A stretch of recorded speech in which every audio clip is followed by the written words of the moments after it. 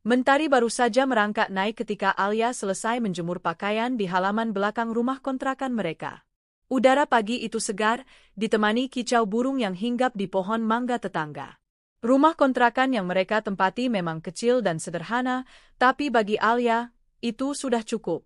Yang penting mereka bertiga, ia, suaminya Reza, dan putri kecil mereka Dita, dapat berkumpul di bawah satu atap, menjalani hidup dalam kasih sayang meski serba pas-pasan. Setelah menata jemuran, Alia kembali ke dapur untuk menyiapkan sarapan.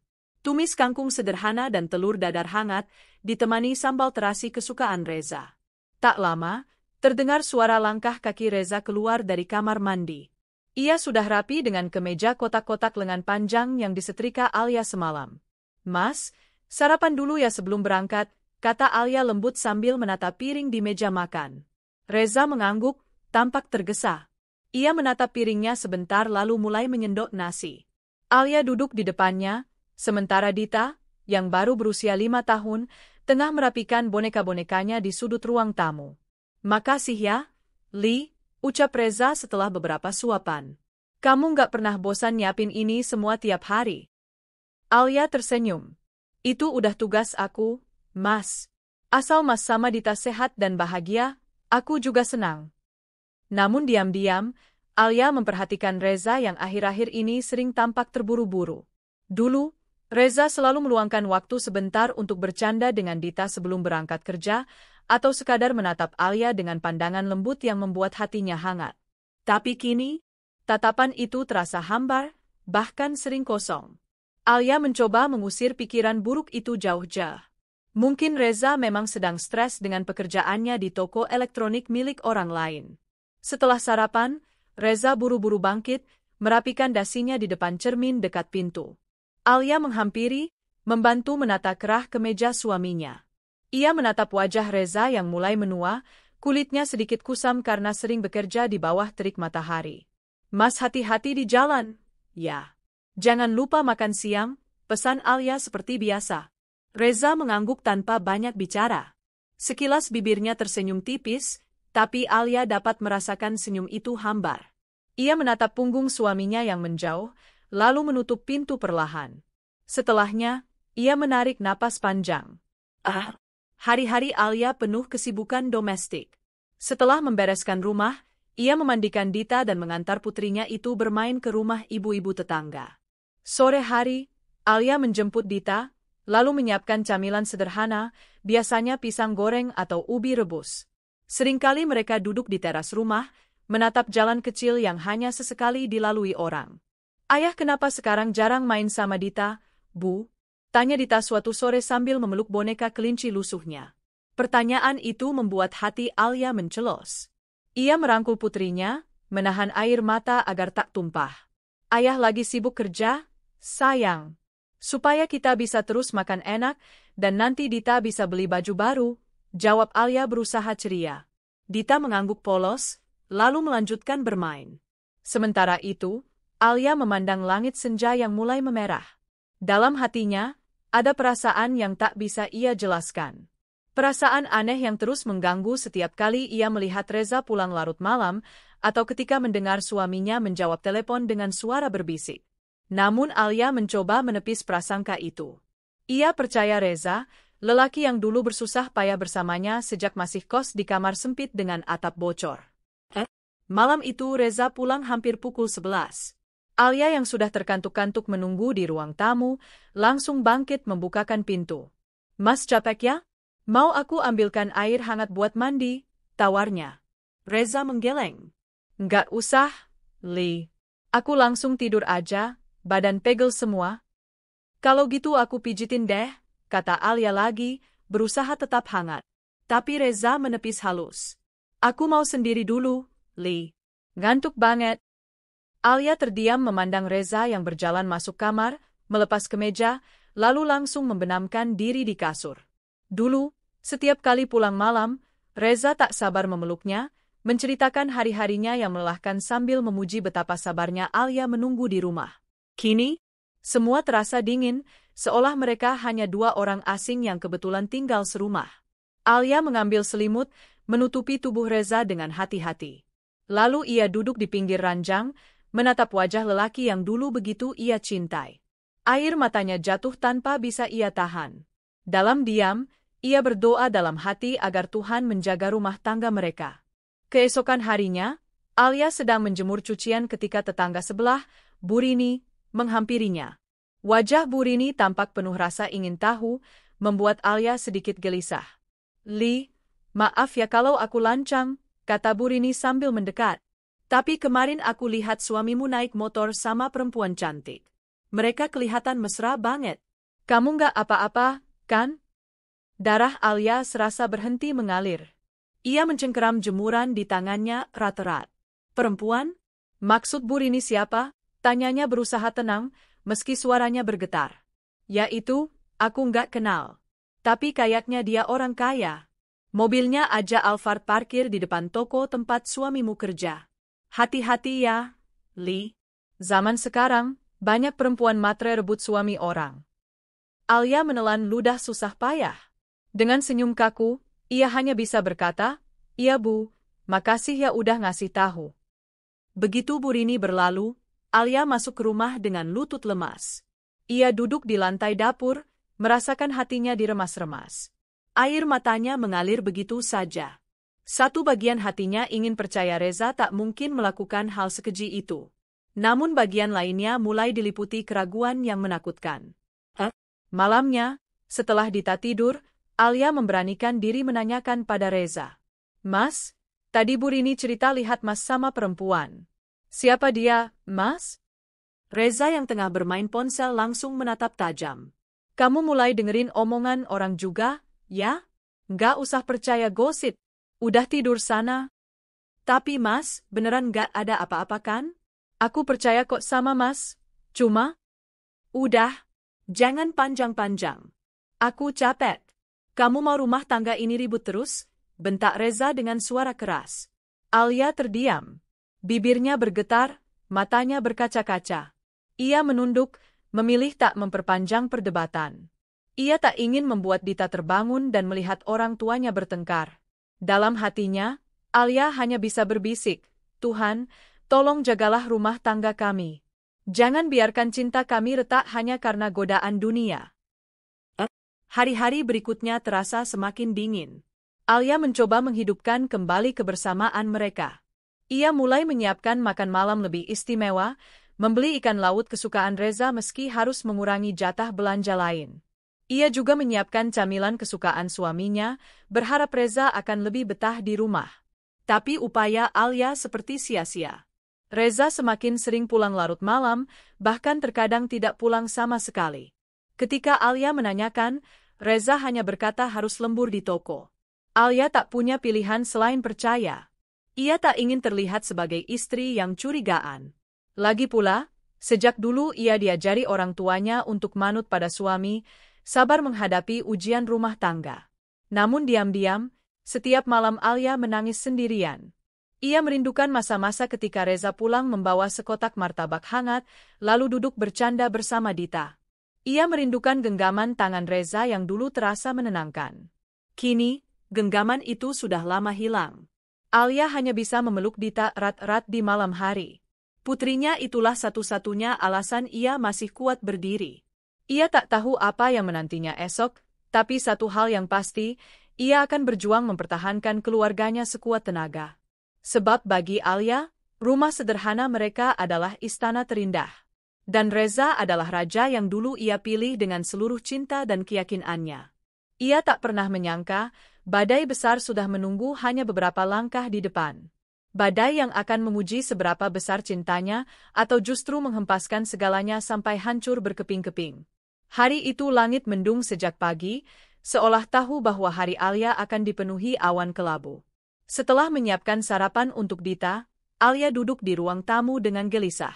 Sudah 2 malam Reza tidak pulang. Semalam, ketika ditanya lewat pesan singkat, jawabnya hanya pendek, lembur, "Jangan ganggu." Alia menatap layar ponselnya yang kosong dari notifikasi.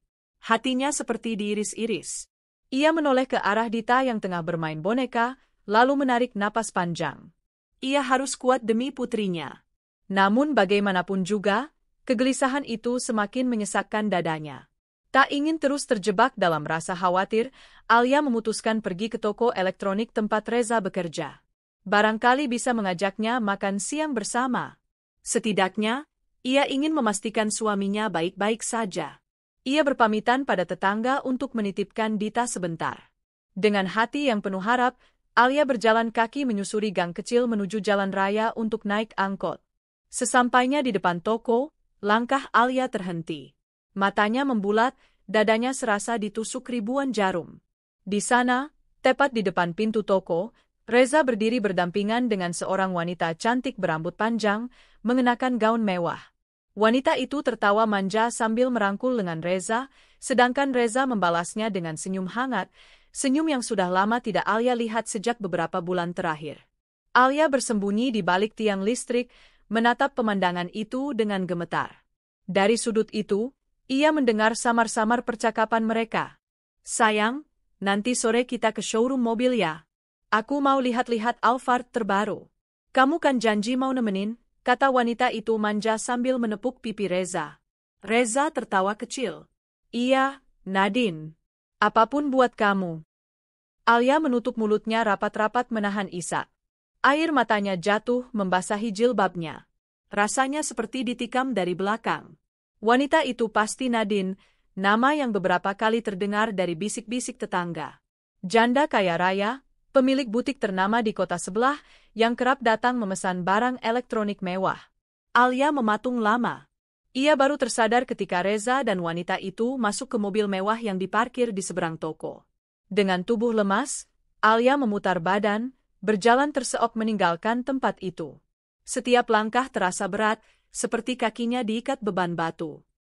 Sesampainya di rumah kontrakan, Alia menangis sejadi-jadinya. Ia meremas dadanya yang sesat. Dita yang baru saja dibawa pulang tetangga hanya bisa menatap ibunya bingung. "Bu, ibu kenapa? Kok nangis?" tanya Dita polos. Alia langsung mengusap air matanya, memaksa tersenyum. "Nggak apa-apa, sayang. Ibu cuma kangen ayah." Malam itu, Alia berusaha menunggu Reza pulang. Tapi lagi-lagi suaminya tak muncul. Handphone Reza pun tak aktif ketika ditelepon. Alia duduk termenung di ruang tamu dengan lampu temaram, menatap pintu berharap-harap cemas.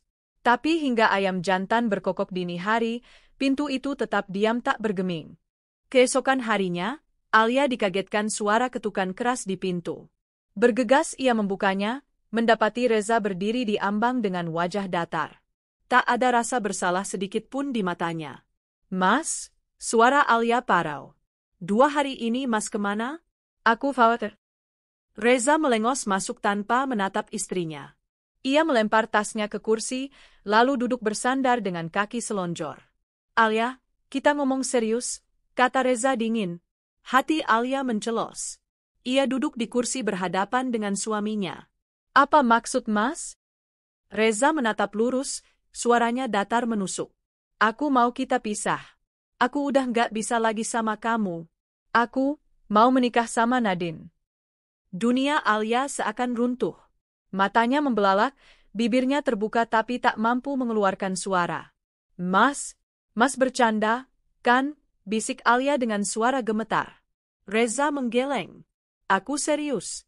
Nadine sudah mengurus semuanya. Dia yang akan tanggung biaya perceraian kita.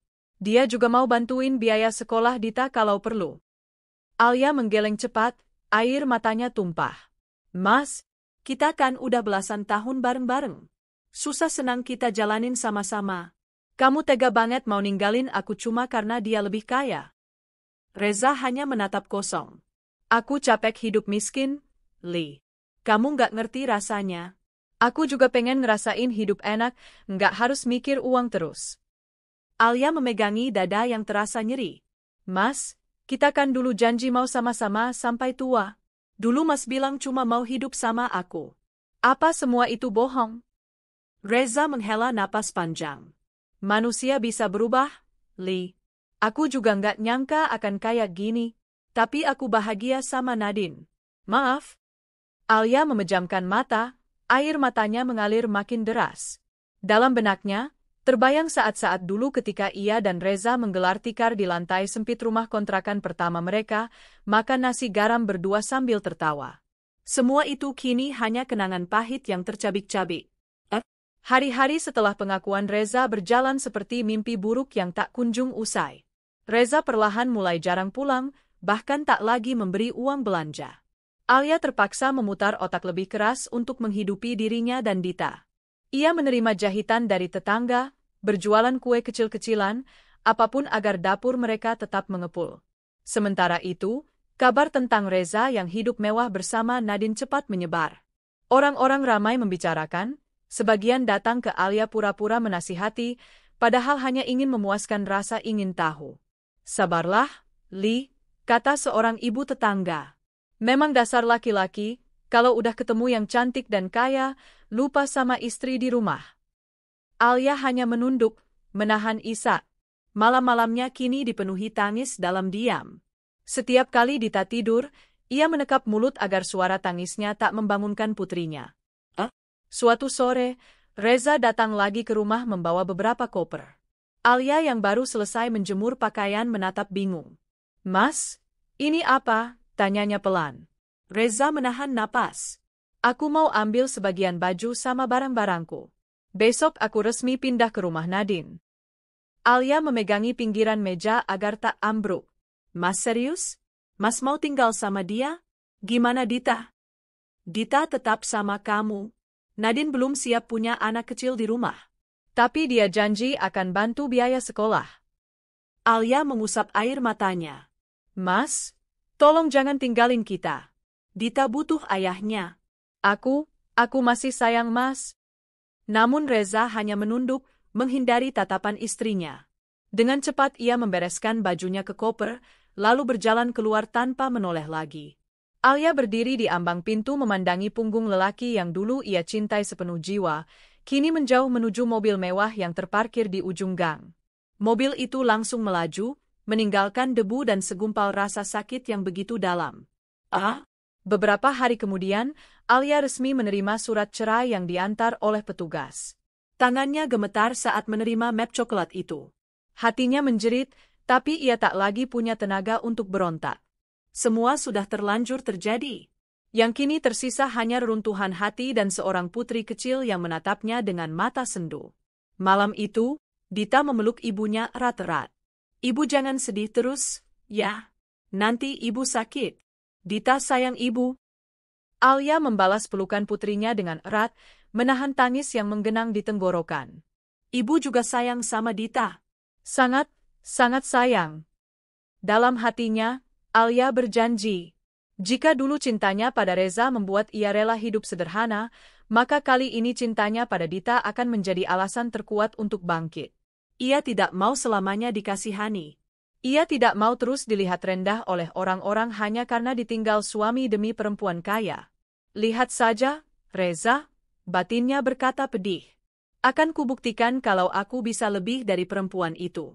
Aku akan bangkit, untuk diriku sendiri, untuk Dita, untuk harga diriku." Langit malam di atas kontrakan itu tampak kelam tanpa bintang. Tapi jauh di dasar hati Alia, mulai tumbuh setitik cahaya. Cahaya dari tekad yang perlahan menyala, menunggu saatnya bersinar terang. Hari-hari pertama setelah Reza benar-benar pergi adalah hari paling sunyi dan menyesakkan dalam hidup Alia. Rumah kontrakan kecil yang dulu riuh oleh canda Dita dan sapaan pulang Reza kini hanya berisi dua perempuan. Seorang ibu yang berusaha tetap tegar dan anak kecil yang terlalu polos untuk memahami betapa rapuh dunia mereka sekarang. Setiap pagi Alia terbangun dengan perasaan hampa. Ia terbiasa mendengar suara Reza menggeliat malas sebelum berangkat kerja, bercanda menggoda Dita, atau meminta teh manis hangat buatan tangannya. Kini semua hilang, digantikan suara detak jam tua di ruang tamu.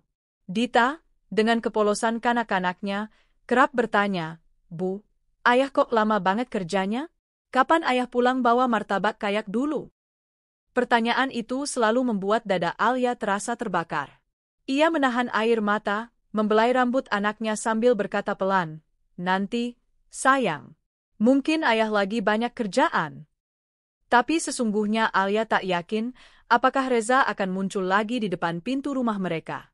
Dan kalaupun muncul, Apakah ia masih akan datang sebagai suami atau hanya sekadar mantan yang sekadar menengok anaknya? Uang tabungan Alia sudah hampir habis. Hanya tersisa beberapa lembar ratusan ribu yang harus cukup untuk makan mereka berdua, bayar kontrakan, listrik, dan keperluan Dita. Alia sempat merenung lama pada malam-malam sunyi, menatap langit-langit kamarnya yang mulai lapuk, bertanya pada Tuhan mengapa hidupnya dibawa sampai titik ini.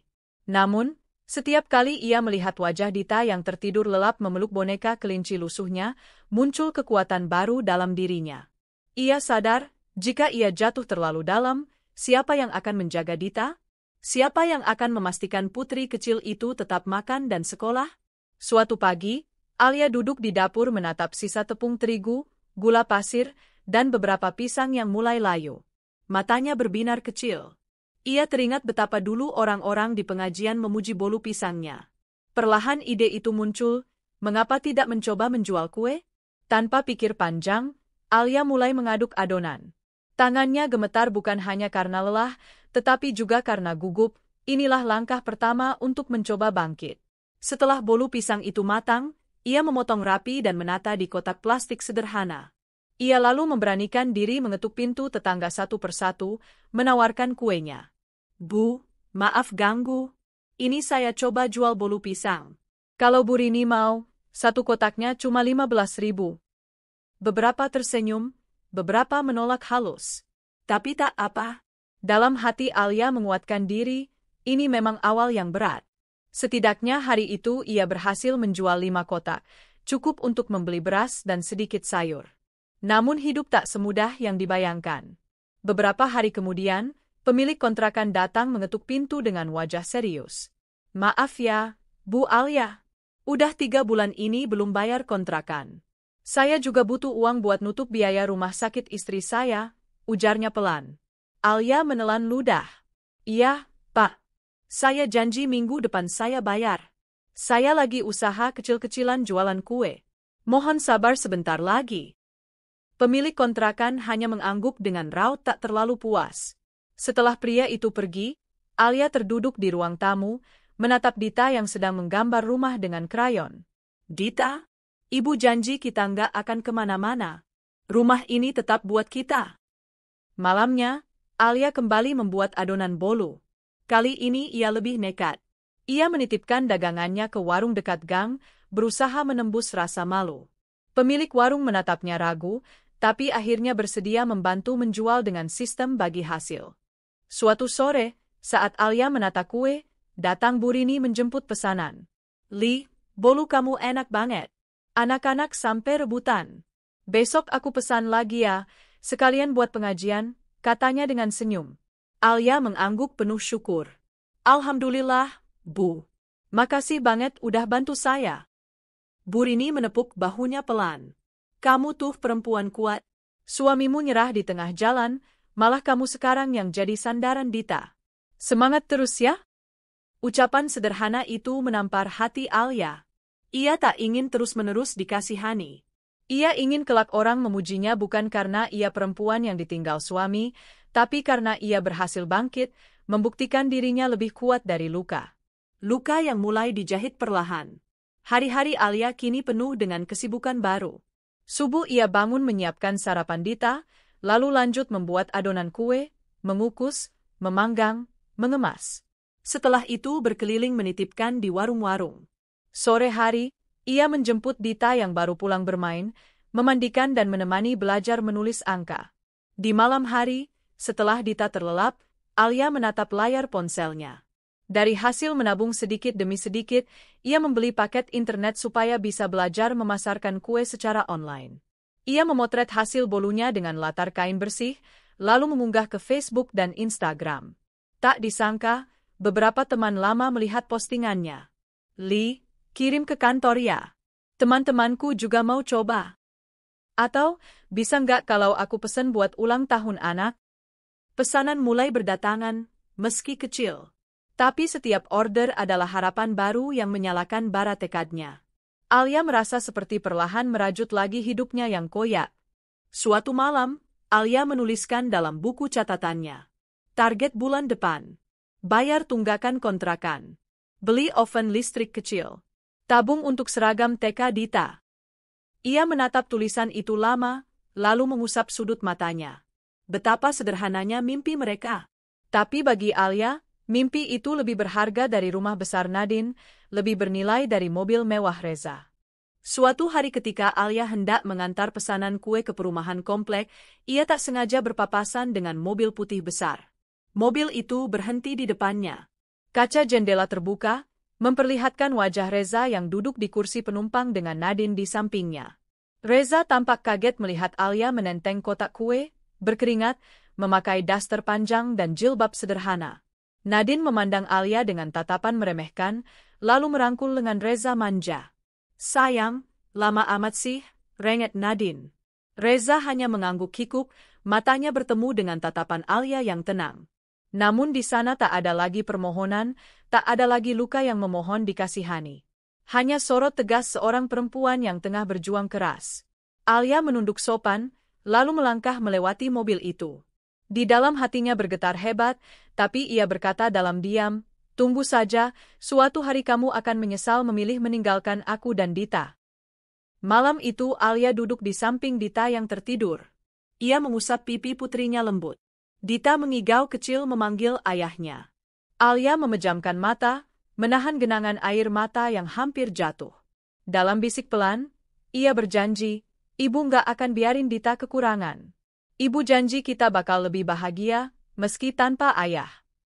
Esok harinya, Alia menyiapkan daftar warung baru yang akan ia sambangi.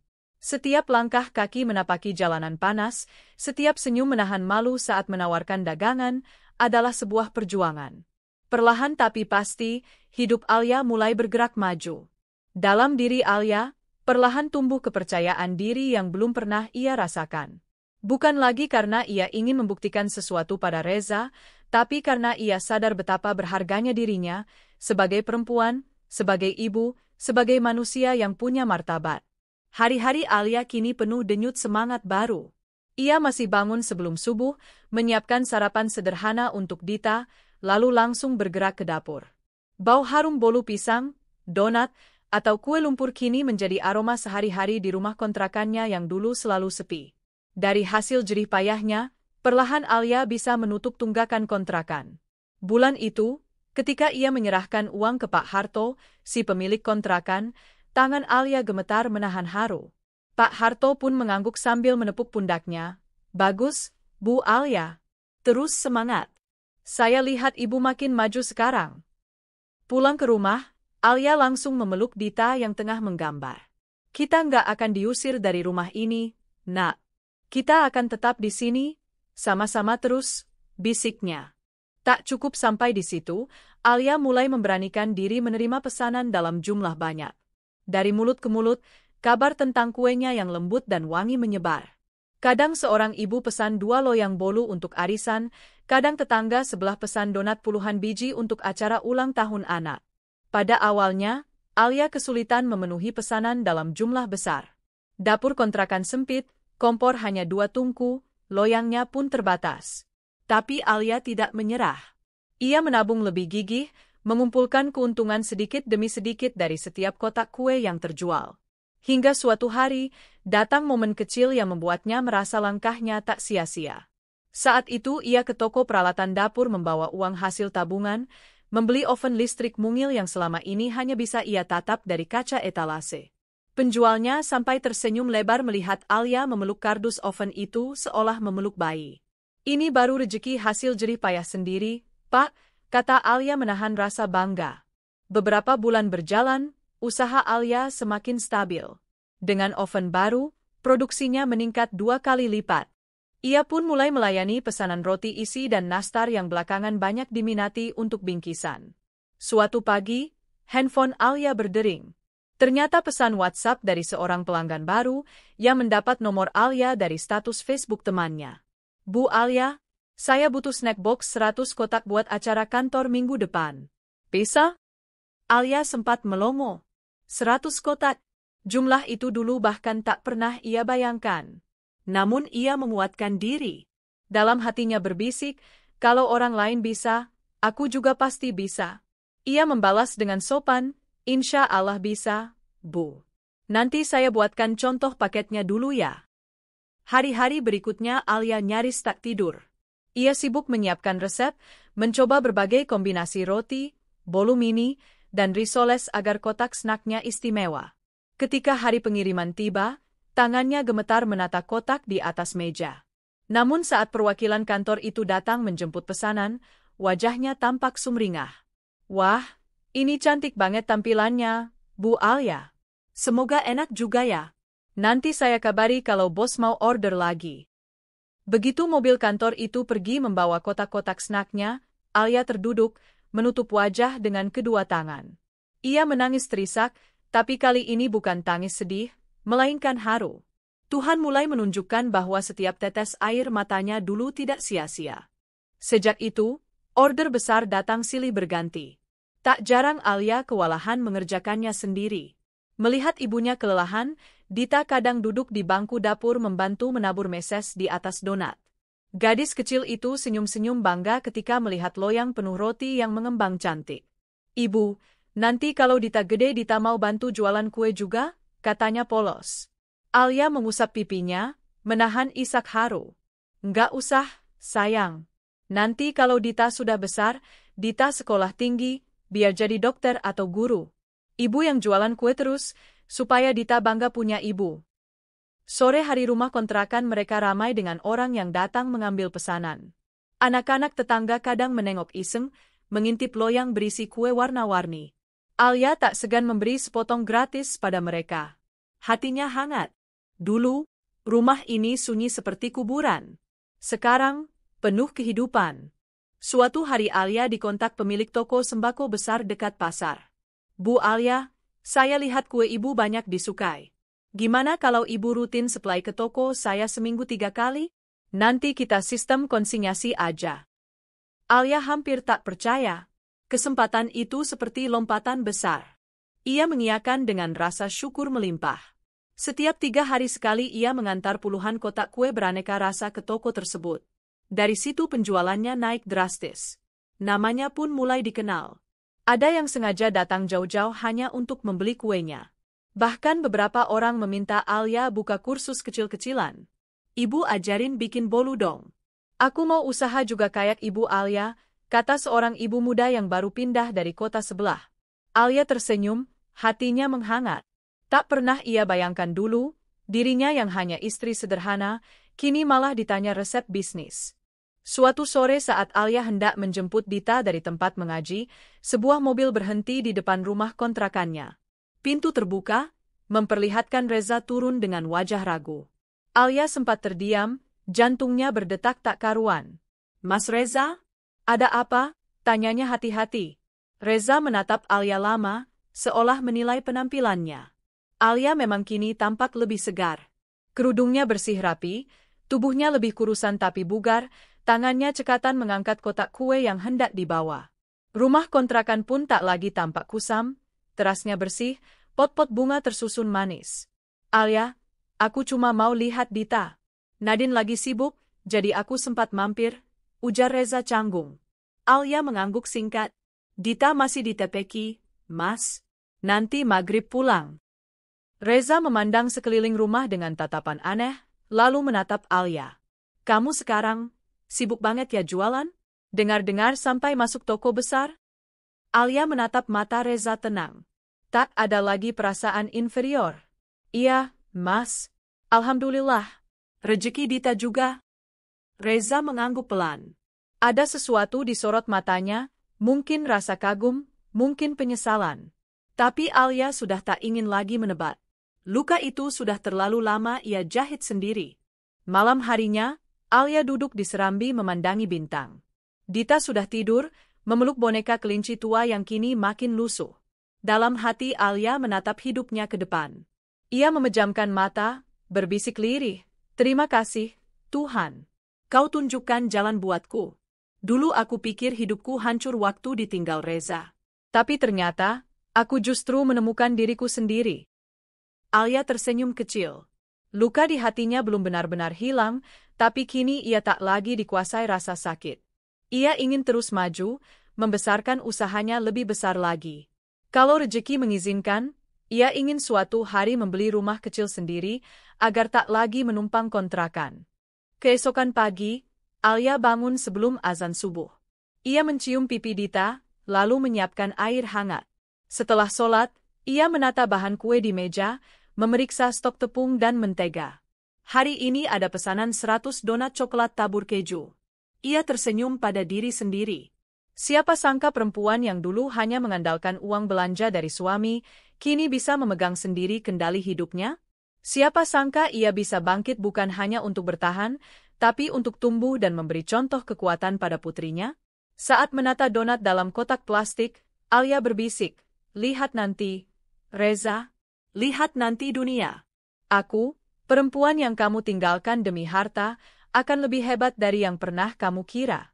Bukan untukmu lagi, tapi untuk diriku, untuk anakku, untuk harga diriku." Musim hujan mulai datang. Setiap pagi, gerimis membasahi jalan-jalan kampung.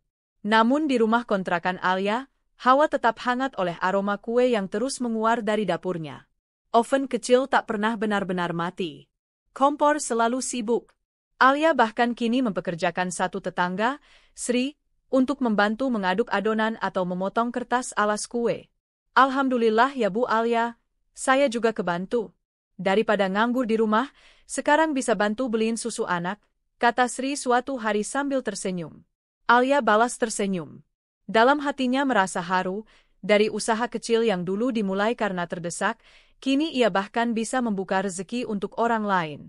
Suatu malam, setelah Dita tidur, Alia duduk menatap layar ponselnya lama sekali. Ia membuka-buka Instagram penjual kue yang lebih besar, memperhatikan cara mereka memotret produk, mendesain brosur, hingga membuat caption promosi. Hatinya tergerak. Ia sadar, jika ingin berkembang, ia harus belajar lebih banyak. Keesokan harinya, Alia memberanikan diri mendaftar kelas online tentang bisnis rumahan dan pengemasan produk. Ia mencatat dengan serius, belajar cara membuat label merek sederhana, memesan stiker dengan nama Kue Alia Dita. Saat stiker pertama datang, ia memegangnya lama, matanya berkaca-kaca. "Bu, ini kenapa nangis?" tanya Dita polos saat melihat ibunya memeluk gulungan stiker. Alia mengusap air matanya. "Ibu senang, sayang. Lihat ini, sekarang kue kita punya nama. Nanti kalau Dita udah gede, semoga usaha ini masih ada, biar Dita bisa cerita ke teman-teman kalau dulu kita mulai dari kecil banget." Dita hanya mengangguk meski belum benar-benar mengerti. Ia lalu mengambil satu stiker dan menempelkannya asal di pipinya. Alia tertawa. Untuk pertama kalinya setelah lama, tawa itu benar-benar lepas. Bulan demi bulan berlalu. Alia kini sudah rutin menyuplai kedua toko sembako besar dan satu minimarket lokal. Pesanan snack box untuk acara kantor, arisan, atau ulang tahun datang hampir setiap minggu. Bahkan beberapa kali Alia diminta menyiapkan paket hantaran pengajian dengan hiasan cantik. Ia makin dikenal di lingkungan pasar. Pedagang sayur dan tukang ayam menyapanya dengan ramah. "Bu Alia, hari ini pesan telur berapa kilo? Pesan mentega lagi gak? Dagangan ibu laris terus ya," kata Pak Darto, pemilik kios bahan pokok. Dalam hatinya Alia menatap hidupnya kini dengan rasa syukur tak terkira. Dulu, berjalan di pasar adalah momen menahan malu karena tak punya cukup uang. Kini, ia berjalan dengan kepala tegak, tak lagi sebagai istri yang disia-siakan, tapi sebagai perempuan mandiri yang berjuang untuk anak dan dirinya sendiri. Suatu sore, Alia baru saja merapikan meja setelah memotret hasil kue terbarunya untuk promosi online, ketika terdengar suara mobil berhenti di depan rumah. Dari jendela, ia melihat Reza turun dengan wajah gelisah. Tak lama kemudian, terdengar ketukan. Alia membuka pintu. Reza berdiri di sana dengan raut canggung. Dulu, setiap melihat wajah ini, jantung Alia pasti berdebar, antara cinta, rindu, dan sakit hati. Tapi kini, hanya tenang yang tertinggal. Luka itu sudah lama dijahit, meski bekasnya tetap ada. "Mas Reza, mau ketemu Dita?" Reza mengangguk. Mereka duduk di ruang tamu sederhana, kini terasa lebih hidup dengan taplak meja baru dan vas bunga plastik. Dita berlari memeluk ayahnya. Reza menciumi pipinya lama sekali. Alia melihat pemandangan itu dengan hati campur aduk. Namun ia juga belajar mengikhlaskan, Bagaimanapun, Reza tetap ayah Dita. Usai menidurkan Dita yang tertidur di pangkuan ayahnya, Reza menatap Alia lama. Kamu sekarang kelihatan beda banget, Li. Rumah ini juga, rasanya lebih hangat. Bisnis kue kamu katanya maju ya? Alia hanya tersenyum tipis. Alhamdulillah, Mas. Rezeki Dita. Reza menunduk, suaranya menurun. Nadine, dia kemarin baru saja jatuh sakit. Bisnis orang tuanya juga lagi goyah. Rumah tangga kami, ya, nggak seindah yang dibayangin dulu. Alia menatap Reza lekat-lekat. Ada iba kecil yang menari di dadanya, tapi cepat ditepis. Ia hanya menjawab pelan, semoga Nadine cepat sembuh, Mas. Kalau soal rumah tangga, itu urusan kalian. Reza menelan ludah. Kadang aku mikir, mungkin aku salah pilih. Kamu ternyata jauh lebih kuat dari yang aku kira. Alia menghela napas panjang. Mungkin kalau dulu kamu sabar sedikit, kita masih bareng di sini. Tapi ya sudahlah. Sekarang aku nggak mau lagi menoleh ke belakang. Hidupku cukup untukku dan Dita.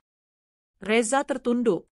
Dalam hatinya Alia berdoa diam-diam, semoga ia dijauhkan dari keinginan untuk kembali. Karena bukan hanya pintu rumahnya, pintu hatinya pun sudah tertutup rapat untuk Reza.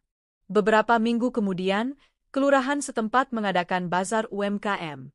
Sri yang kini membantu Alia hampir setiap hari, semangat membujuknya. Bu Alia, daftar aja. Siapa tahu nanti tambah laris. Biar makin banyak yang kenal. Alia sempat minder. Tapi Sri terus menyemangati. Akhirnya mereka bersama-sama menyiapkan stand kecil. Alia membuat spanduk bertuliskan, kue Alia Dita Homemade, Fresh Halal. Hari itu mereka menata meja dengan cantik, menaruh bolu, donat, nastar, roti sobek berwarna-warni. Alia bahkan memakaikan Dita gaun kuning yang dulu hanya sesekali dipakai saat lebaran. Bu, rame banget ya? Bisik Dita senang. Iya, Nak. Lihat tuh, banyak yang antri beli kue kita. Tak henti-hentinya orang mampir, mencicipi tester kue Alia, lalu memesan. Bahkan camat setempat sempat memuji penataan stand Alia. Ini contoh ibu-ibu hebat. Usaha rumahan, tapi dikerjakan serius. Saya doakan maju terus ya, Bu. Alia tersenyum malu-malu. Dalam hati ia menahan haru. Siapa sangka dari dapur sempit kontrakan, usahanya bisa dilirik sampai pejabat kelurahan? Merenda mimpi yang lebih tinggi. Malamnya, saat menghitung uang hasil bazar sambil duduk di ruang tamu, Alia menatap Dita yang menari-nari senang. Nanti Dita mau beli crayon sama buku gambar yang banyak, Bu, katanya girang. Alia memeluk anaknya erat-erat. Iya, sayang, kita beliin. Ibu janji. Dalam hati Alia mulai menata rencana. Jika nanti cukup modal, ia ingin memperbesar usahanya. Mungkin sewa kios kecil di dekat pasar, supaya bisa mendisplay kuenya lebih banyak. Mungkin juga menambah satu pegawai lagi supaya bisa menerima orderan catering acara besar. Malam itu Alia menuliskan dalam buku catatannya. Nabung buat DP kios. Beli kulkas display. Bikin brosur lebih bagus. Daftar sertifikasi halal kecil-kecilan. Ia menatap daftar itu lama, lalu menutup buku sambil menempelkan ke dada. Betapa hidupnya kini punya arah. Bukan lagi terombang-ambing oleh cinta seorang lelaki, tapi bertumpu pada dirinya sendiri, pada tangan yang bekerja keras, dan pada keyakinan bahwa Tuhan selalu melihat perjuangan hambanya. Hari-hari berikutnya Alia lebih sibuk dari sebelumnya. Tapi di tengah kesibukan itu, ia justru merasa damai. Rumah mereka tak pernah kehabisan gelak tawa. Dita makin ceria, kadang membantu membungkus kue dengan tangan mungilnya. Bu, kalau nanti kita punya kios, Dita boleh ikut jaga nggak? Tanyanya sambil tertawa.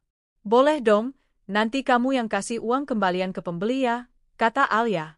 Mereka tertawa berdua, sementara di hati Alia mengalir rasa syukur yang tak bertepi. Kadang di malam sunyi, Alia duduk menatap langit yang ditaburi bintang. Ia teringat masa-masa saat dulu Reza meninggalkannya. Betapa ia dulu terpuruk, merasa tak berarti apa-apa. Tapi kini, lihatlah sejauh mana ia melangkah. Ia sadar, perjuangannya bukan untuk membuat Reza menyesal. Bukan untuk membuat Nadine malu. Tapi untuk membuktikan pada dirinya sendiri bahwa ia lebih berharga daripada yang dulu ia kira. Lebih kuat dari rasa sakit, lebih tabah dari badai manapun. Ia memeluk Dita yang tertidur pulas, lalu berbisik, "Ibu bahagia, Nak. Bukan karena ayahmu kembali. Tapi karena kita berdua bisa terus melangkah, tanpa harus menengadah ke siapapun lagi." Musim panas tiba. Terik matahari membuat jalanan kampung berdebu, tapi itu tak mengurangi semangat Alia sedikitpun. Pagi itu, ia dan Sri sibuk membereskan tumpukan loyang dan menata kotak-kotak bolu pisang di teras kontrakan. Beberapa ibu tetangga ikut membantu karena Alia kini sering kebanjiran order besar. "Bu Alia ini emang top. Pesanan snack box sampai ratusan tiap minggu," kata Bu Rini sambil tersenyum lebar, menata kue nastar ke dalam kotak mika. Alia hanya tertawa kecil, menahan haru. Siapa sangka perempuan yang dulu dipandang sebelah mata hanya karena hidup sederhana, kini malah mampu membuka pintu rezeki bagi orang-orang di sekitarnya. Bahkan Sri sekarang sudah bisa menyekolahkan anaknya ke TK berkat penghasilan rutin dari membantu Alia. Mimpi Alia untuk memiliki kios sendiri akhirnya tercapai. Setelah hampir setahun menabung, ia berhasil membayar uang muka untuk menyewa kios mungil di pinggir jalan raya dekat pasar tradisional. Letaknya strategis, orang lalu lalang terus dari pagi sampai sore. Hari pertama menempati kios, Alia menata etalase kaca yang ia beli dari toko barang bekas. Ia menempel stiker bertuliskan, "Kue Alia Dita, Homemade Fresh," lengkap dengan gambar donat warna-warni. Wajahnya berseri-seri melihat kios kecil itu. Tangannya menepuk dada, merasa penuh dengan kebahagiaan. "Ibu hebat banget," ucap Dita saat diajak ke kios sore itu. Anak itu memandang sekitar dengan mata berbinar. "Nanti kalau Dita besar, Dita mau bantu jualan di sini." Alia mengelus rambut putrinya. "Iya, Nak. Ini semua juga karena doa kamu. Kita mulai dari kontrakan sempit, sekarang udah punya kios sendiri." Hari-hari Alia kini makin sibuk. Pagi-pagi ia sudah di kios melayani pembeli yang ingin sarapan roti manis. Siang hari ia antar pesanan snack box. Sore, etalase nyaris kosong tanda dagangannya laris. Malam, ia duduk di rumah membuat perencanaan produksi untuk esok hari. Tak hanya pelanggan, beberapa pedagang lain pun mulai segan pada Alia. Mereka dulu yang sering memandangnya remeh karena cuma istri, biasa, tanpa suami kini justru datang meminta tips. "Bu Alia, kok jualannya bisa cepat laku sih? Padahal saya bikin bolu juga, tapi nggak seramai ibu," tanya seorang penjual bolu di pasar. Alia hanya tersenyum rendah hati. Yang penting dijaga rasanya, sama cara melayani juga.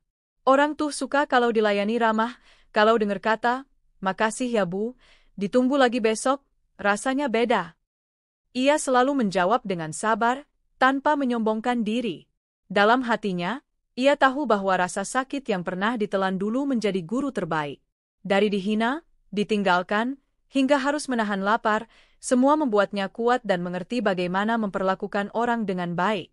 Suatu sore, Alia sedang mengepel lantai kios saat sebuah mobil sedan putih berhenti di depan. Hatinya langsung berdesir. Dari dalam mobil keluar Reza dan Nadine. Namun betapa kontrasnya dibanding dulu. Nadine tampak pucat, tubuhnya lebih kurus. Reza juga tampak lebih lelah dan tak terurus. Mereka masuk dengan langkah kikuk. Nadine memandang sekeliling kios mungil Alia dengan tatapan sulit dibaca.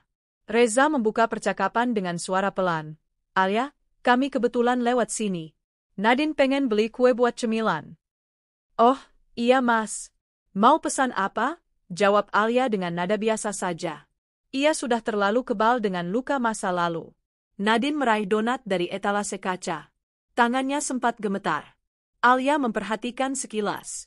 Wanita itu dulu selalu tampak mempesona, tas bermerek, lipstik mahal, dan tatapan angkuh. Kini wajahnya pudar. "Alia?" Tiba-tiba Nadine bersuara pelan. "Kamu hebat ya? Aku kira dulu kamu cuma akan merana setelah ditinggal. Ternyata malah punya usaha seramai ini." Alia tersenyum. Bukan senyum congkak, melainkan tulus. "Ya beginilah. Allah Maha Baik. Kalau kita mau berusaha, pasti ada jalan." Nadine menunduk. Ada genangan air di matanya yang cepat-cepat diusap. Sementara Reza hanya terdiam, menatap Alia dengan sorot mata aneh. entah menyesal, entah iri.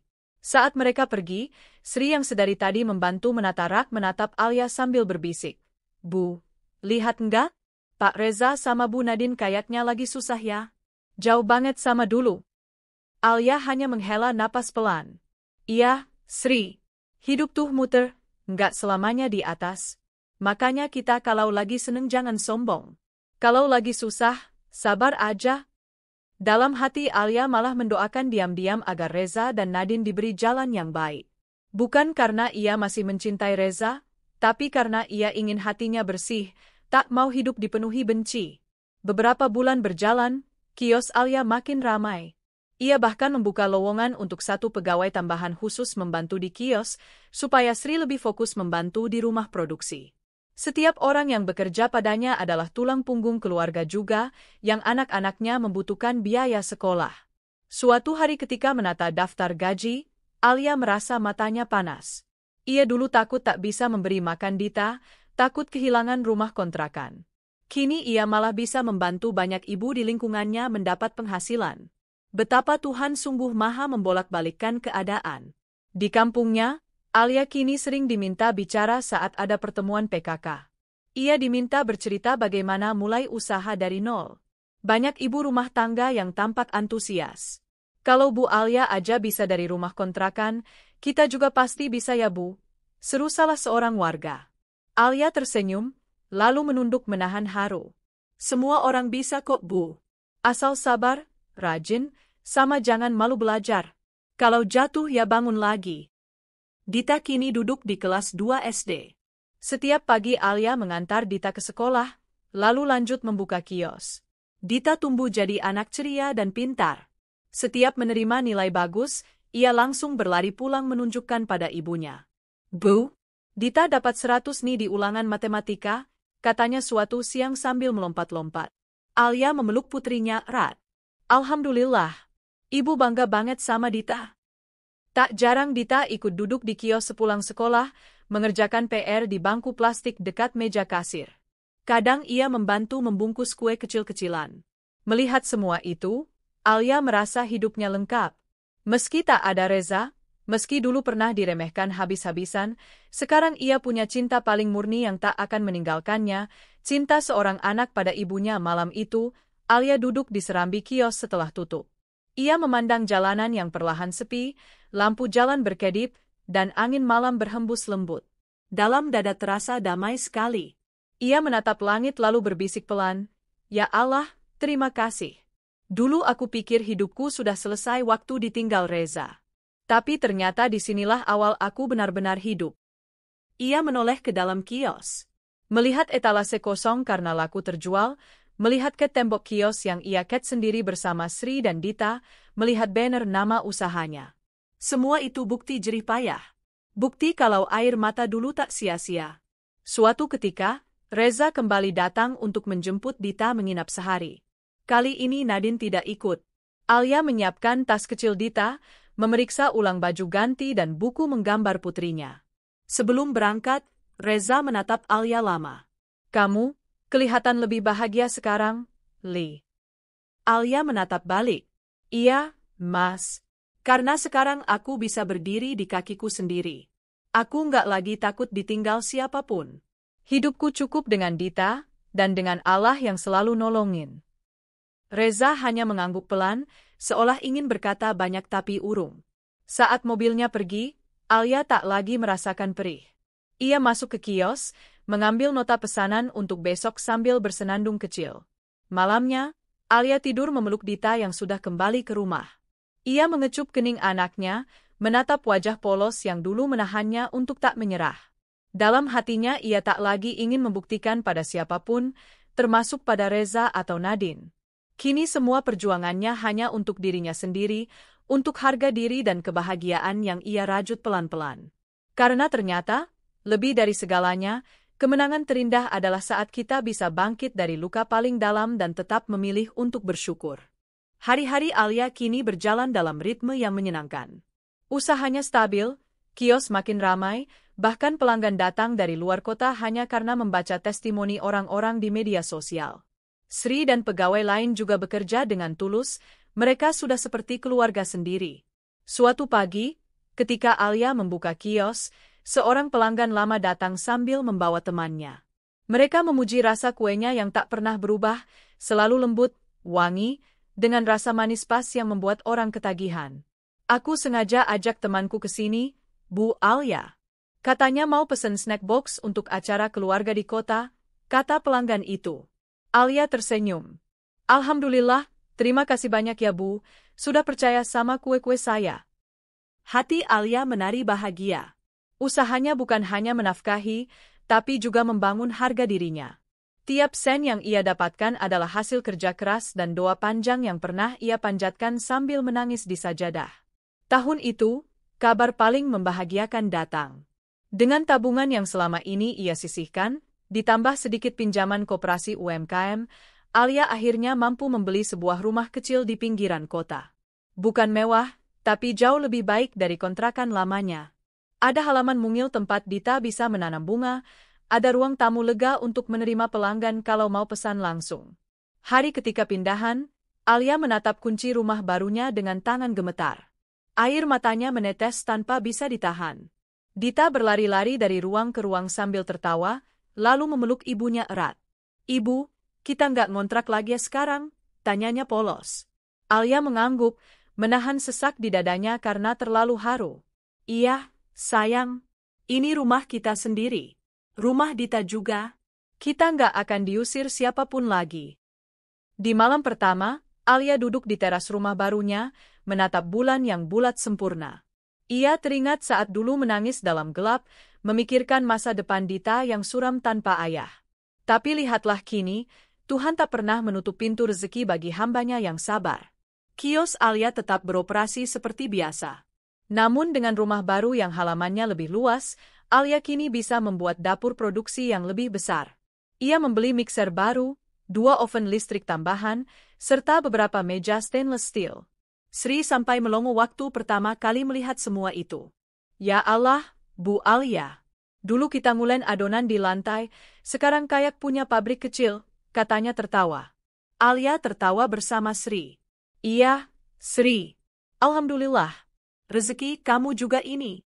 Anak-anak kamu bisa sekolah tinggi nanti. Tak berhenti sampai situ, Alia mulai membuka pelatihan gratis untuk ibu-ibu tetangga. Seminggu sekali, ia mengajarkan cara membuat bolu, donat, sampai roti isi. Banyak ibu datang membawa buku catatan dan menyalin resep. Biar nanti kalian juga bisa buka usaha kecil di rumah. Supaya kalau suami lagi susah, kita masih punya penghasilan sendiri, kata Alia menutup kelas kecilnya. Para ibu menatap Alia dengan mata berkaca-kaca.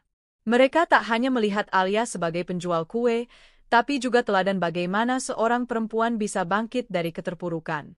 Suatu sore, ketika Alia sedang duduk di kios menghitung laporan penjualan harian, Reza datang mengantar Dita yang habis menginap di rumahnya.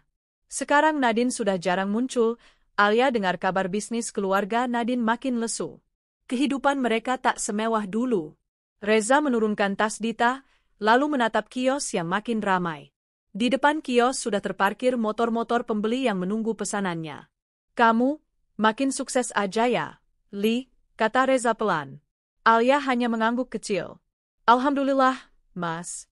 Ini semua untuk Dita. Reza menunduk. Kadang aku menyesal, dulu terlalu gampang tergoda harta.